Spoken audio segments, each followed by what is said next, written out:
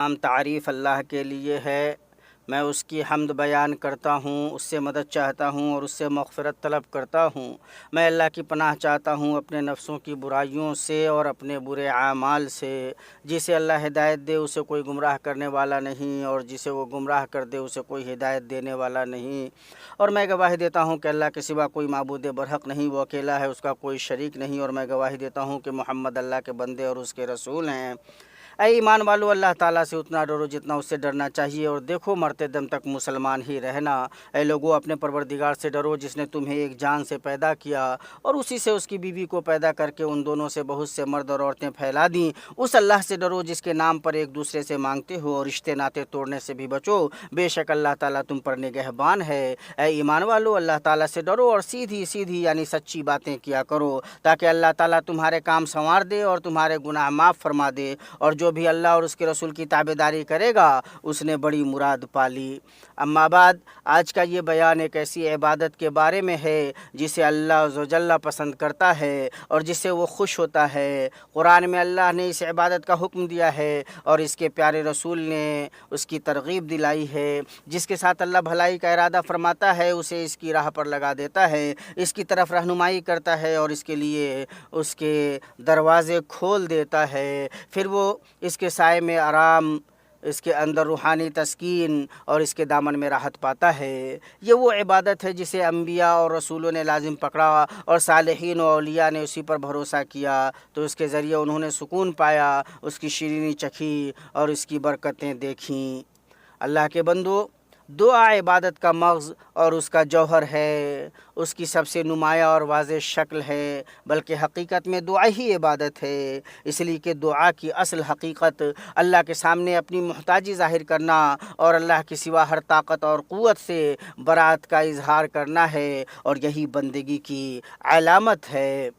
دعا میں اللہ عز و جل کی تعریف اور اس کی سخاوت و کرم کو اس کی طرف منسوب کرنے کا مفہوم بھی پایا جاتا ہے۔ نعمان بن بشیر ابن مسعود رضی اللہ عنہ اپنے والد سے روایت کرتے ہیں کہ انہوں نے رسول اللہ صلی اللہ علیہ وسلم کو منبر پر فرماتے ہوئے سنا، دعا ہی عبادت ہے۔ پھر آپ صلی اللہ علیہ وسلم نے اللہ تعالیٰ کا یہ فرمان پڑھا، اور تمہارے رب نے فرمایا ہے کہ مجھ سے دعا کرو، میں تمہاری دعا قبول کروں گا۔ بے شک جو لوگ میری عبادت سے تکبر کرتے ہیں وہ ذلیل ہو کر جہنم میں داخل ہوں گے۔ اسے امام ترمذی نے اپنی جامع میں روایت کیا ہے اور کہا ہے کہ یہ حدیث حسن صحیح ہے۔ بندے کا صرف اپنے رب ہی سے دعا کرنا اس کی توحید کے صحیح ہونے، اپنے رب سے محبت رکھنے اور اپنے خالق سے وابستہ ہونے کا سب سے سچا ثبوت ہے۔ بندے کی توحید جتنی مستحکم ہوگی اس کی دعا بھی اتنی ہی عظیم، زیادہ اور وسیع ہوگی۔ بندے کو اپنے مولا سے مانگنے میں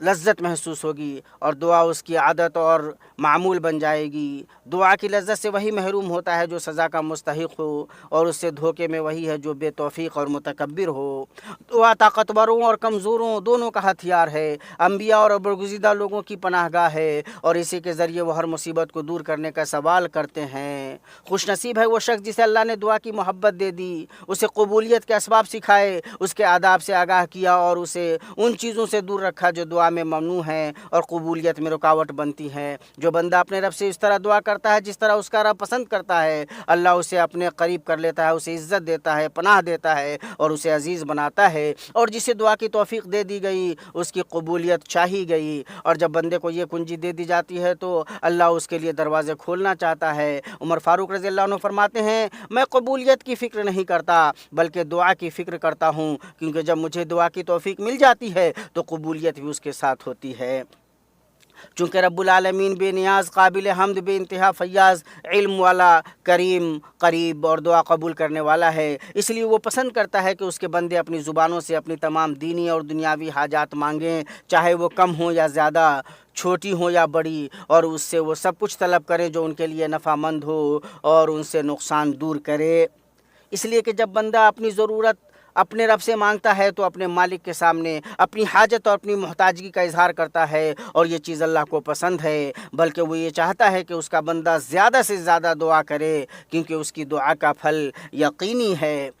نبی صلی اللہ علیہ وسلم نے فرمایا کوئی مسلمان ایسا نہیں جو کوئی دعا مانگے مگر اللہ اسے اس دعا کے بدلے 3 چیزوں میں سے ایک عطا فرماتا ہے، یا تو اسے فوراً وہی چیز دے دیتا ہے، یا اسے آخرت کے لیے محفوظ کر لیتا ہے، یا اسے کے برابر کوئی برائی اس سے دور کر دیتا ہے۔ صحابہ نے عرض کیا پھر تو ہم زیادہ دعا کریں گے اے اللہ کے رسول؟ آپ نے فرمایا اللہ اور زیادہ دینے والا ہے، اور اللہ یہ بھی چاہتا ہے کہ اس کا بندہ دعا میں اصرار کرے۔ سفیان ابن سعید ثوری فرماتے ہیں اصرار صرف اللہ تعالیٰ کے سامنے ہی مناسب اور خوبصورت ہے۔ بندہ جتنا اپنے رب سے اصرار کرتا ہے رب اسے اتنا ہی زیادہ پسند فرماتا ہے، اسے قریب کر لیتا ہے اور اسے عطا کرتا ہے۔ بندہ اپنے اس رب سے سوال کرتا ہے جس نے اسے پالا، اس پر انعام و احسان کیا، بس اسے چاہیے کہ رغبت کو بلند رکھے اور خوب سوال کرے، جیسا کہ نبی صلی اللہ علیہ وسلم نے فرمایا جب تم اللہ سے جنت مانگو تو اس سے فردوس مانگو، کیونکہ وہ جنت کا سب سے اعلیٰ اور درمیان کا حصہ ہے اور اس کی چھت رحمان کا عرش ہے۔ اللہ کے بندو، اللہ یہ پسند کرتا ہے کہ بندہ اپنی ذات میں باعزت اور اپنے رب کے سامنے بچھا ہو، لوگوں سے بے نیاز ہو اور اپنے مالک سے سوال کرنے والا ہو، لوگوں سے بے پرواہ ہو اور اپنے مالک کے سامنے محتاج ہو۔ اور بندے کے لیے یہ بات بہت بری ہے کہ وہ بندوں سے سوال کرتا پھرے جبکہ اسے اپنے مالک کے ہاں وہ سب کچھ مل سکتا ہے جو وہ چاہتا ہے۔ جو بندہ اپنے رب سے محبت رکھتا ہے اور اسے یاد کرتا ہے وہ ہر حال میں دعا کرتا ہے، خوشحالی میں بھی اور بدحالی میں بھی۔ وہ دعا کو مشکل حالات کے لیے مؤخر نہیں کرتا۔ ابو الدرداء رضی اللہ عنہ فرماتے ہیں اپنی خوشحالی کے زمانے میں اللہ سے دعا کرو تاکہ وہ تمہاری دعا تمہاری بدحالی کے دن قبول فرما لے۔ ان کی یہ بات رسول اللہ صلی اللہ علیہ وسلم کے اس فرمان سے ماخوذ ہے، خوشحالی کے وقت اللہ کو پہچانو، وہ تمہیں بدحالی کے وقت پہچانے گا۔ کتنے ہی بندے ہیں جنہیں ان کا رب محبت میں مصیبت میں مبتلا کرتا ہے تاکہ انہیں اپنی وسیع رحمت کی طرف لے آئے، ان کی گریہ وزاری والی دعا سننے اور ان کی اشکبار آنکھ دیکھے۔ مومن بھائیو، اللہ نے اپنے بندوں کو سکھایا ہے کہ وہ اسے کیسے پکاریں۔ اس نے فرمایا اور اللہ کے لیے اچھے اچھے نام ہیں، بس تم اسے انہی ناموں سے پکارو اور ان لوگوں کو چھوڑ دو جو اس کے ناموں میں کجروی کرتے ہیں، عنقریب انہیں ان کے اعمال کا بدلہ دیا جائے گا۔ پس بندہ جتنا اپنے مالک سے دعا کرتے ہوئے اس کے ناموں اور صفات کو ان کے مناسب مقامات پر ذکر کرے گا، نام کے تقاضے کے مطابق اس کے معنی جان کر دعا کرے گا، وہ اللہ کو اتنا ہی زیادہ محبوب ہوگی اور قبولیت کے لیے وہ دعا اتنی ہی قریب ہوگی۔ خاص طور پر جب بندہ اپنے رب کی طرف سچی عاجزی کے ساتھ متوجہ ہو، اس کے سامنے لاچار ہو، اس کے لیے مخلص ہو، اس سے فریاد کرے، اس کے ساتھ ادب سے پیش آئے، پاک صاف ہو، ہاتھ پھیلائے ہوئے قبلہ روح ہو، تو بلا شبہ اللہ تعالیٰ اس کی دعا قبول فرماتا ہے، اس کی تکلیف دور کرتا ہے اور اس پر اپنی رحمت کے دروازے کھول دیتا ہے۔ اللہ کا فرمان ہے بھلا کون ہے جو لاچار کی دعا قبول کرتا ہے جب وہ اسے پکارتا ہے اور مصیبت کو دور کرتا ہے۔ مسلمانوں، جو شخص چاہتا ہے کہ دعا قبول ہو تو اس کا دار و مدار 2 باتوں پر ہے۔ پہلی بات یہ کہ اللہ کی فرما برداری کی جائے، اس کی اطاعت اور تابعداری کی جائے۔ اس بارے میں اللہ نے فرمایا اور جب میرے بندے آپ سے میرے بارے میں پوچھیں تو میں قریب ہوں، پکارنے والے کی دعا قبول کرتا ہوں جب وہ مجھے پکارتا ہے۔ بس انہیں چاہیے کہ میری بات مانیں اور مجھ پر ایمان لائیں کہ وہ ہدایت پا جائیں۔ دوسری بات یہ ہے کہ دعا کے وقت اللہ کے ساتھ اب رہا جائے۔ اس بارے میں اللہ نے فرمایا تم لوگ اپنے پروردگار سے دعا کیا کرو، گڑ گڑا کر کے بھی اور چپکے بھی۔ گڑ گڑانے میں عاجزی اور محتاجی کا مفہوم ہے اور چپکے میں اخلاص کی علامت ہے، اور اس بات کا احساس ہے کہ رب اپنے پکارنے والے سے قریب ہے، اس کی دعا قبول کرنے والا ہے۔ اسی لیے عاجزی کے ساتھ چپکے دعا کرنا ہولناک مصیبتوں سے نجات کا سبب ہے، جیسا کہ اللہ تعالیٰ نے فرمایا آپ کہیے کو کون ہے جو تم کو خشکی اور دریا کی تاریکیوں سے نجات دیتا ہے، تم اس کو پکارتے ہو گڑ گڑا کر چپکے کہ اگر تو ہم کو ان سے نجات دے دے تو ہم ضرور شکر کرنے والوں میں سے ہو جائیں گے۔ کہو اللہ تمہیں اس سے اور تمام مصیبتوں سے نجات دے دے گا۔ یاد رکھو دعا کے اہم آداب میں سے یہ ہے کہ دعا کرنے والا اللہ تعالیٰ کی حمد و ثنا سے آغاز کرے، پھر اللہ کے نبی پر درود سلام بھیجے، پھر اپنے آقا و مالک کی طرف متوجہ ہو کر اپنی حاجت کا سوال کرے۔ کتنے ہی دعا کرنے والے ایسے ہیں جو دعا کرتے ہیں مگر ان کا دل غافل اور بے پرواہ ہوتا ہے۔ اسی طرح دعا کرنے والے کو چاہیے کہ مالک ملک سے سوال کرتے ہوئے ایسے الفاظ اختیار کرے جو اس کی شان اور عظمت کے لائق ہوں۔ امام خطابی رحمہ اللہ فرماتے ہیں بندے کو چاہیے کہ وہ دعا اور اپنے رب کی ثنا کے لیے بہترین اور عمدہ ترین الفاظ منتخب منتخب کریں جو جامع اور واضح ہوں، کیونکہ یہ دعا بندے کی اپنے مالک کے ساتھ سرگوشی ہے جس کی کوئی اور نظیر نہیں۔ ان کی بات ختم ہوئی۔ اللہ کے بندو، جامع دعائیں وہ دعائیں ہیں جو دنیا و آخرت کی بھلائیوں کو سموئی ہوئی ہوں، الفاظ میں مختصر مگر معانی میں زیادہ ہوں۔ اما عائشہ رضی اللہ عنہا نے خبر دی ہے کہ رسول اللہ صلی اللہ علیہ وسلم جامع دعائیں پسند فرماتے تھے اور ان کے علاوہ دعائیں چھوڑ دیتے تھے۔ اور انس رضی اللہ عنہ فرماتے ہیں نبی صلی اللہ علیہ وسلم سب سے زیادہ یہ دعا کرتے تھے، ربنا آتنا فی الدنیا حسنہ وفی الآخرۃ حسنہ وقنا عذاب النار، اے ہمارے رب ہمیں دنیا میں بھی بھلائی عطا فرما اور آخرت میں بھی بھلائی عطا فرما اور ہمیں دوزخ کے عذاب سے بچا۔ اور جلیل القدر تابعی ثابت بن اسلم بولانی رحمہ اللہ، جو انس رضی اللہ عنہ کے خاص اصحاب میں سے تھے، فرماتے ہیں میں نے انس رضی اللہ عنہ سے کہا آپ کے ساتھی چاہتے ہیں کہ آپ ان کے لیے دعا کریں؟ تو انہوں نے کہا اللہم ربنا آتنا فی الدنیا حسنہ وفی الآخرۃ حسنہ وقنا عذاب النار۔ ثابت نے دوبارہ ان سے دعا کے لیے کہا تو انہوں نے فرمایا کیا تم چاہتے ہو کہ میں تمہارے لیے ایک ایک چیز کا نام لے کر دعا کروں؟ اگر اللہ نے تمہیں دنیا میں بھلائی اور آخرت میں بھلائی دے دی اور تمہیں دوزخ کے عذاب سے بچا لیا تو گویا اس نے تمہیں ساری بھلائی دے دی۔ دعا کے یقینی آداب میں سے ہے اعضاء و جوارح کا خشوع اور اللہ کے سامنے عاجزی، محتاجی اور انکسار کا اظہار کرنا، اور دعا کو چھپا کر کرنا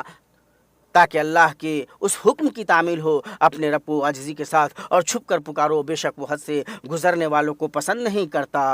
اور اللہ نے اپنے بندے اور رسول زکریا علیہ السلام کے بارے میں فرمایا جب انہوں نے اپنے رب کو چپکے سے پکارا۔ دعا کے موجب قبولیت یقینی آداب میں سے ہے کہ دعا کرنے والا دعا میں جلدی نہ کرے، اور جلدی سے مراد ہے قبولیت میں جلدی چاہنا یا دعا کے قبول ہونے میں دیر محسوس کرنا۔ نبی صلی اللہ علیہ وسلم نے فرمایا تم میں سے ہر ایک کی دعا قبول کی جاتی ہے جب تک وہ جلدی نہ کرے کہ یہ کہنے لگے میں نے دعا کی پھر بھی میں نے اپنی دعا قبول ہوتی ہوئی نہیں دیکھی۔ دعا کرنے والا اپنے رب سے اس کے فضل کا خواہاں ہوتا ہے اور وہ بڑی بھلائی اور سیدھے راستے پر گامزن ہوتا ہے۔ اس کے لیے مناسب نہیں کہ اس عبادت سے اکتا جائے، جسے وہ جتنا زیادہ کرے گا اتنا ہی اپنے رب سے قریب ہوگا اور مالک سے اس کا تعلق اتنا بڑھے گا، اور اس کے ساتھ ساتھ اس کی دعا پر اسے ثواب بھی ملتا رہے گا، اور جس قدر وہ دعا کرے گا اسی قدر شر سے محفوظ رہے گا۔ دعا میں جلد بازی کی ایک صورت یہ بھی ہے کہ آدمی غصے یا تنگی کے وقت اپنے اہل و عیال مال کے لیے دعا کر دے۔ اللہ تعالیٰ فرماتا ہے اور انسان برائی کی دعا ایسے کرتا ہے جیسے بھلائی کی دعا کرتا ہے، اور انسان بڑا جلد باز ہے۔ دعا کے آداب میں سے یہ بھی ہے کہ اس میں شرط نہ لگائے، مثلا یہ نہ کہے اے اللہ اگر تو چاہے تو مجھے بخش دے، یا کسی سے کہے اللہ تمہاری دعا قبول فرمائے اگر وہ چاہے۔ آپ صلی اللہ علیہ وسلم نے فرمایا تم میں سے کوئی یہ نہ کہے اے اللہ اگر تو چاہے تو مجھے بخش دے، اے اللہ اگر تو چاہے تو مجھ پر رحم فرما، بلکہ پختہ ارادے کے ساتھ سوال کرے، کیونکہ اللہ کو کوئی مجبور نہیں کر سکتا۔ اللہ کے بندو، بدبختی یہ ہے کہ بندہ دعا میں پوری محنت کرے پھر بھی اس کی دعا قبول نہ ہو، کیونکہ بندہ دعا کے بعض موانع اور اس کی رکاوٹوں میں مبتلا ہے، اور نبی صلی اللہ علیہ وسلم نے ایسی دعا سے پناہ مانگی ہے جو سنی نہ جائے۔ جان لو دعا کی قبولیت کے سب سے سنگین اور نقصان دہ رکاوٹ دعا کرنے والے کا حرام کمائی اور حرام کھانے پینے میں مبتلا ہونا ہے۔ نبی صلی اللہ علیہ وسلم نے ایک ایسے شخص کا ذکر فرمایا جس میں قبولیت دعا کی امید دلانے سے والے تمام ظاہری اسباب جمع تھے، جیسے لمبا سفر، پراگندہ حالت، آسمان کی طرف ہاتھ اٹھانا اور ربوبیت کے نام سے اللہ پر اصرار کرنا، مگر اس کا کھانا حرام، پینا حرام، لباس حرام تھا۔ پھر اس کی دعا کیسے قبول ہوگی جبکہ اس کی یہ حالت ہو، اور اس سے قبولیت کتنی دور ہے۔ دعا کی قبولیت کی رکاوٹوں میں سے یہ بھی ہے کہ دعا کرنے والا اپنی دعا اور مانگ میں اپنے رب کے مقرر کردہ حدود سے تجاوز کر جائے، پس ایسی صورت میں وہ حد سے گزرنے والا ہو جاتا ہے، اور اللہ حد سے گزرنے والوں کو پسند نہیں کرتا۔ دعا میں حد سے زیادہ تجاوز کرنے کی بہت سی صورتیں ہیں، جن میں سب سے بڑا گناہ شرک پر مشتمل دعا ہے، جیسے نبیوں اور اولیاء سے فریاد کرنا، مدد مانگنا، کیونکہ دعا عبادت ہے اور اسے اللہ تعالیٰ کے سوا کسی اور کے لیے نہیں کیا جا سکتا۔ چنانچہ جس نے اپنے رب سے دعا کی اور اس کے ساتھ کسی اور کو بھی پکارا تو اس نے اللہ کے ساتھ شرک کیا، جیسا کہ اللہ تعالیٰ نے فرمایا اور مسجد اللہ ہی کے لیے ہیں، پس اللہ کے ساتھ کسی اور کو نہ پکارو۔ اور جو اس کی عبادت میں اس کا شریک ٹھہراتا ہے، خصوصاً دعا و مناجات میں دعا مناجت جیسی خاص عبادات میں، تو اللہ نے اسے دھمکی دیتے ہوئے اور ڈراتے ہوئے فرمایا، اور جو اللہ کے ساتھ کسی دوسرے معبود کو پکارے جس کے لیے اس کے پاس کوئی دلیل نہیں، تو اس کا حساب اس کے رب کے پاس ہے، بے شک کافر لوگ کامیاب نہیں ہوں گے۔ دعا میں حد سے زیادہ تجاوز کرنے کی ایک صورت یہ ہے کہ انسان گناہ کرنے یا رشتہ داری توڑنے کی دعا کرے، جیسے اپنے رب سے کسی منکر کو آسان کرنے یا کسی حرام کام میں مدد مانگے یا کسی بے گناہ پر ہلاکت، ذلت، لعنت یا تباہی کی بد دعا کرے، اور اگر یہ بد دعا کسی قریبی رشتہ دار کے لیے ہو تو گناہ اور بھی شدید ہو جاتا ہے۔ اور حد سے تجاوز کرنے کی صورتوں میں سے ہے دعا میں غیر ضروری تفصیل بیان کرنا۔ عبداللہ بن مغفل رضی اللہ عنہ اپنے بیٹے کو یہ کہتے ہوئے سنا، اے اللہ، میں تجھ سے جنت میں داخل ہونے پر داہنی طرف والا سفید محل مانگتا ہوں۔ تو انہوں نے کہا، میرے بیٹے، اللہ سے جنت مانگو اور دوزخ سے اس کی پناہ مانگو، کیونکہ میں نے رسول اللہ صلی اللہ علیہ وسلم کو فرماتے ہوئے سنا ہے، یقیناً اس امت میں کچھ لوگ ہوں گے جو طہارت اور دعا میں حد سے تجاوز کریں گے، اور دعا میں حد سے تجاوز کرنے میں سے ہے بہت زیادہ بلند آواز سے اور چلا چلا کر دعا کرنا۔ اس عمل کی برائی کے لیے ہی کافی ہے کہ اللہ ایسا عمل کرنے والے کو پسند نہیں کرتا، پھر کیسے اس طرح کی دعا کے ذریعے بھلائی حاصل ہو سکتی ہے؟ اللہ تعالیٰ فرماتا ہے، اپنے رب کو گڑ گڑا کر اور چپکے چپکے پکارو، بے شک وہ حد سے زیادہ تجاوز کرنے والوں کو پسند نہیں کرتا۔ امام قرطبی فرماتے ہیں، حد سے تجاوز کرنے کے کئی طریقے ہیں، جن میں سے ایک ہے بہت زیادہ بلند آواز سے اور چلا چلا کر دعا کرنا۔ امام ابن تیمیہ فرماتے ہیں، آہستہ آواز سے دعا کرنا ادب کے لحاظ سے زیادہ عظیم ہے، کیونکہ بادشاہوں کے سامنے آوازیں بلند نہیں کی جاتی، اور حد سے تجاوز کرنے میں سے ہے اپنے رب سے شرعی یا فطری طور پر محال چیز مانگنا۔ شیخ الاسلام امام محمد ابن تیمیہ رحمہ اللہ فرماتے ہیں، دعا میں حد سے تجاوز کرنے میں سے یہ بھی ہے کہ بندہ ایسی چیز مانگے جسے رب نہیں کرے گا، جیسے نبیوں کے درجات مانگنا جبکہ وہ ان میں سے نہیں، یا مشرکوں کے لیے مغفرت مانگنا، اور اسی طرح کی دوسری چیزیں، یا اللہ سے ایسی چیز مانگنا جس میں اللہ کی نافرمانی ہو، جیسے اسے کفر، فسق اور نافرمانی میں مدد مانگنا۔ اور دعا میں حد سے تجاوز کرنے میں سے ہے دعا کرنے والا بعض خاص مقامات کو، جیسے قبور، انبیاء صالحین کے آثار والی جگہوں کو دعا کے لیے مخصوص کر لے، اور ان کے پاس دعا کرنے کو دوسری جگہوں سے افضل سمجھے، بغیر اس کے کہ قرآن و سنت سے اس تخصیص کی کوئی دلیل ہو۔ اللہ مجھے اور آپ سب کو اپنی عظیم کتاب کے طریقے اور اپنے نبی کریم صلی اللہ علیہ وسلم کی سنت کے ذریعے نفع پہنچائے۔ میں اپنی یہ بات کہتا ہوں اور اپنے لیے اور آپ سب کے لیے اللہ سے مغفرت طلب کرتا ہوں۔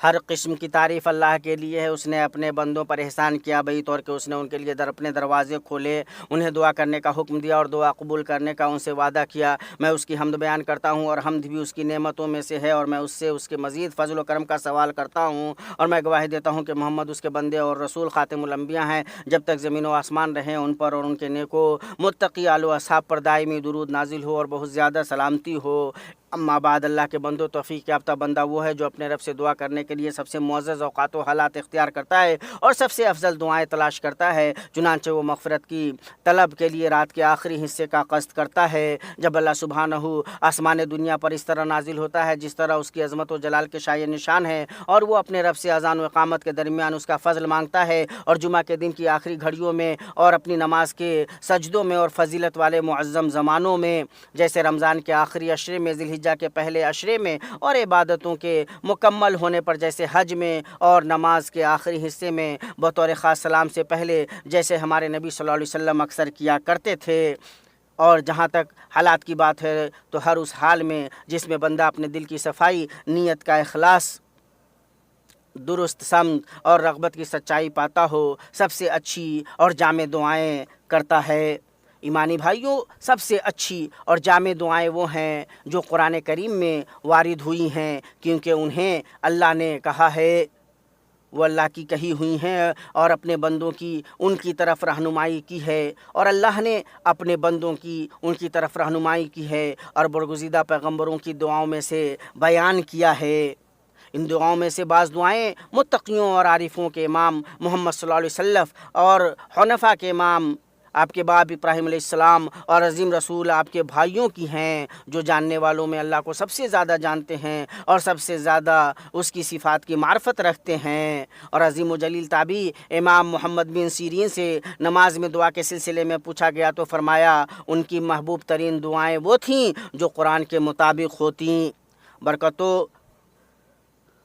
توسل کے اعتبار سے سب سے اچھی اور بابرکت اور سب سے زیادہ نگہداشت، توجہ اور حفاظت کی مستحق متقیوں کے امام، سالکین کے قدوہ اور پوری مخلوقات میں سب سے بہتر صلی اللہ علیہ وسلم کی دعائیں ہیں۔ اور اس کی وجہ یہ ہے کہ ان دعاؤں کے ساتھ دعا کرنے والا اللہ کے نبی صلی اللہ علیہ وسلم کی پیروی کی برکت پاتا ہے، اور اس لیے بھی کہ لوگ جو دعائیں بطور خود اختیار کرتے ہیں ان میں اکثر غلطیاں راہ پا جاتی ہیں۔ اللہ کے بندو، کیا ہی گھاٹے کا سودا ہے اس کا جو کتاب اور سنت رسول صلی اللہ علیہ وسلم میں ثابت دعائیں چھوڑ دیتا ہے، انہیں نہیں مانگتا اور دوسری دعائیں تلاش کرتا ہے اور ان کی پابندی کرتا ہے۔ شیخ الاسلام امام ابن تیمیہ رحمہ اللہ فرماتے ہیں، اذکار اور دعائیں سب سے افضل عبادتیں ہیں اور عبادتوں کی بنیاد توقیفی ہیں اور